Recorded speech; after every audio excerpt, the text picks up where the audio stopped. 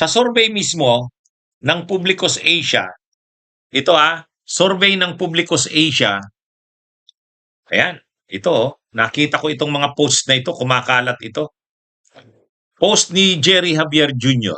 VP Sara, big drop in Visayas survey from 34% to 28% at first quarter 2026 by Publicus Asia. O yan medyo mga kabunyog significant yan.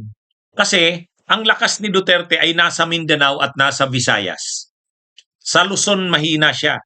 Pero kung itong survey na ito ng Publicus Asia ay bumaba na sa 34 to 28% sa Visayas. Ang balwarte kasi ng Duterte sa Visayas yung Cebu, yung Bohol, yung Negros Oriental. Malalakas sila dyan, yung Duterte. Balwarte nila yung Cebu. Ay napakalaki pa naman ng butante ng Cebu. Pero dito sa pinakahuling survey umano ng Publicus Asia ay mula 34% to 28%, ganun. Ganun yung binaba, binagsak. At ang nagsagawa umano ng survey ay Publicus Asia. First quarter ng 2026. At tandaan natin, wala pa dyan ang impeachment. Hindi pa nahuhubaran si Sara dyan. First quarter ng 2026, hindi pa pinipresent yung mga ebidensya laban kay Sara, hindi pa pinipresent yung mga testigo, wala pa. Hindi pa nahuhubaran. And yet, ganyan na yung pagbagsak. Ano yan? Medyo nakakapangamba yan sa kampo ng Duterte. Mga kabunyog, mga kababayan. Hindi po sa atin galing yan, Publicus Asia yan. First quarter survey ng first quarter ng 2028 ay 2026. Visayas, doon makita yung significant na drop sa Visayas. Bakit significant ang Visayas? Kasi ang pinagmamalaki ni Sara, kayang i-counter ng Visayas at Mindanao ang Luzon. Kumbaga, kung si Sara Duterte ay lalaban sa 2028, tanggap niya na mahina siya sa Luzon, pero malakas naman siya sa Mindanao at Sulu, at Mindanao at Visayas.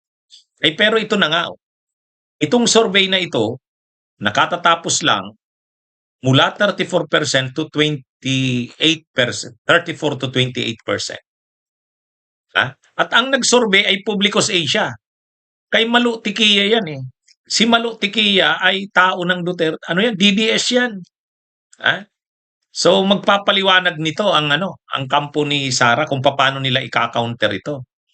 Kung Mindanao na lang malakas si Sara, bagsak na sa Visayas at Luzon, wala pang impeachment yan. Hindi pa naglalabasan ng impeachment ang mga ebidensya sa impeachment, mga kabunyog, mga kababayan. Lalo na pag nagsimula na ang hearing proper. Ang hearing proper sa April 14. Diyan, ipipresent si Madriaga, ipipresent yung mga salin niya, ipipresent yung mga bank records niya, ipipresent yung mga anomalya sa flood control, ay anomalya sa confidential funds, anomalya sa DepEd. Kaya diyan, alangan namang impeachment yan, huhubaran siya diyan, tataas lalo ang kanyang survey rating. At ito, January, February, March, ibig sabihin first quarter, ganyan na yung survey rating. Mabigat yan.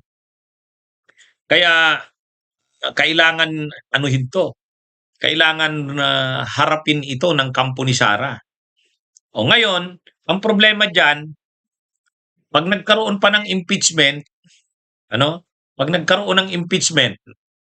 kaya pinipigilan ng kampo ni Sara na wag matuloy yung hearing sa April 14. Yung hearing sa April 14, magpipresent na ng mga ebidensya at testigo. Yung SALN, ipipresent na dyan. Si Madriaga, ipipresent na dyan. Si Trillanes, malamang ipresent na rin yan o baka sa sunod na hearing.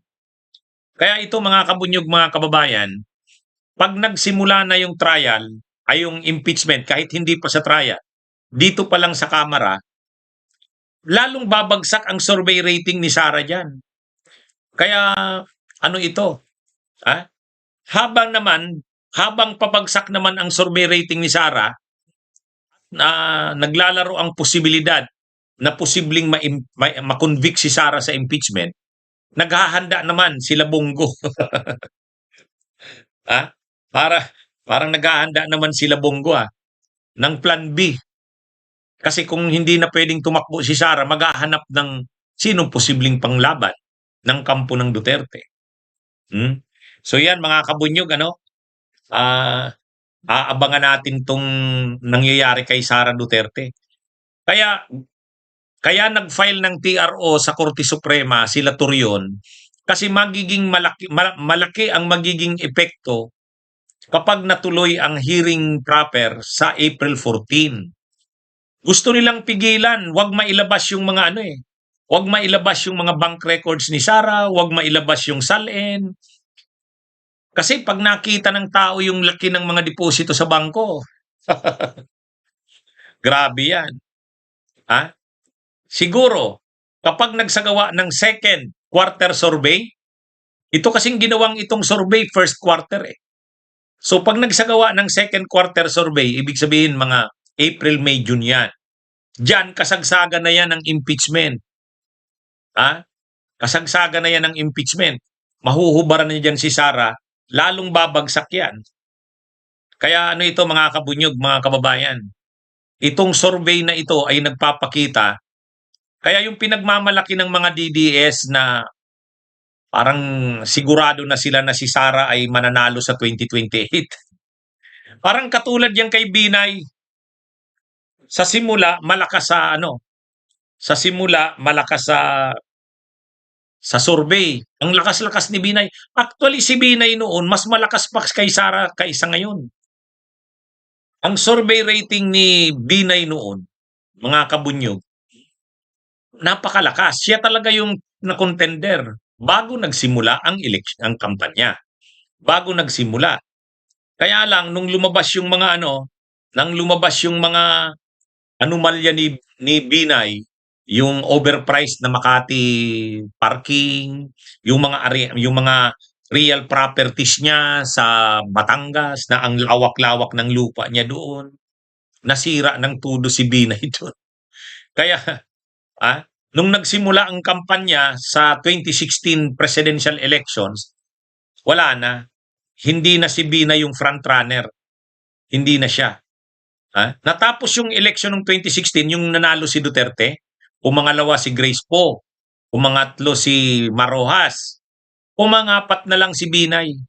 Wala na. Pero nung una, ang taas-taas ni Binay. Mas mataas pa sa survey rating ngayon ni Sara Duterte. Kaya yan mga kabunyog. Yang pinagmamalaki na yan ng mga DDS, ngayon pa nga lang hindi pa nagsisimula ang hearing proper ng impeachment. Ang survey ng Publicos Asia, 34% dati, ngayon 28% na lang sa Visayas. Sa Visayas. Di matindi yan. Mga kabunyog, matindi yan. Bunyog, bunyog, halikan na kasama ka. Bunyog, kapag buklod ay may pag-asa. Luzon, Visayas, Mindanao, isa ang pananaw. Sa bagong Pilipinas ang bunyog isisigaw. Bunyog.